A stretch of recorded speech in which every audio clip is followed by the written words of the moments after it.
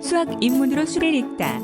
이 책을 포함해 일상 속 수학이라는 키워드로 태거한 책들은 우리 주변에 얼마나 수학이 많이 쓰이고 있는지를 보여준다. 이 태그의 책들을 읽다 보면 일상에서 수학을 생각할 수 있게 된다. 주변의 수학을 어려워하는 사람들이 많다. 이 사람들이 이 책을 통해 일상 속에서 수학을 발견하고 수학의 흥미를 조금이라도 붙였으면 한다.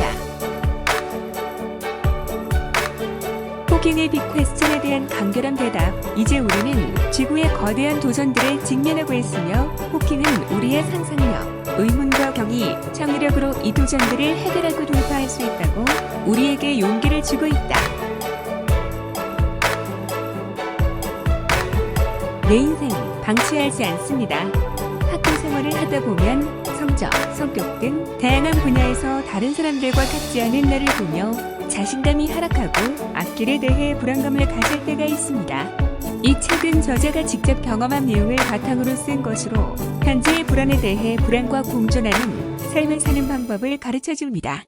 따라서 아무리 스트레스를 많이 받고 예민한 사람일지라도 항상 자신의 미래에 대해 불안해하는 사람일지라도 이 책을 통해 자신이 성격이 잘못되었기에 고치는 것이 아니라 그러한 우울과 불안과 공존해서 극복하는 삶을 살았으면 좋겠습니다. 제 선물. 이 책은 나가 12살 정도로 어렸을 때를 회상하면서 이야기가 진행된다. 나는 이미 12살에 세상의 이치를 깨우친 애어른이기 때문에 어떤 아이보다 아이다운 모습의 연기를 하며 살아간다. 성인 못지않게 감정 조절에 탁월하고 세상을 비판적인 시각으로 바라볼 줄 아는 어린이의 심리가 궁금하다면 이 책을 재미있게 읽을 수 있을 것이다. 정치적 올바름에 대하여. 정치적 올바름은 최근 인터넷상에서 꽤나 자주 등장하는 주제입니다.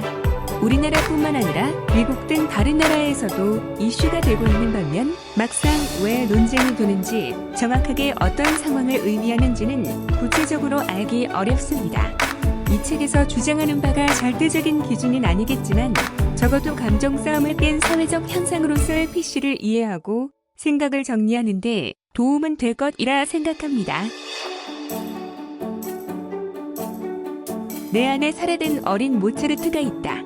누구나 20, 30대가 경험하는 사회생활을 하게 되고 여러 가지 경험을 쌓아가면서 좋게 말하면 어른이 되는 과정을 거쳐가지만 한편으로는 이 과정은 동심을 잃어가는 과정이다.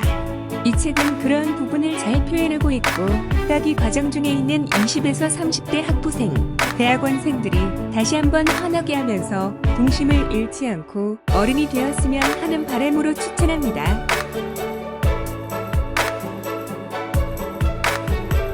습관의 힘. 고등학교 때 읽고 습관의 힘에 대해서 생각해보고 나의 잠재력과 발전 가능성을 볼 수 있었다.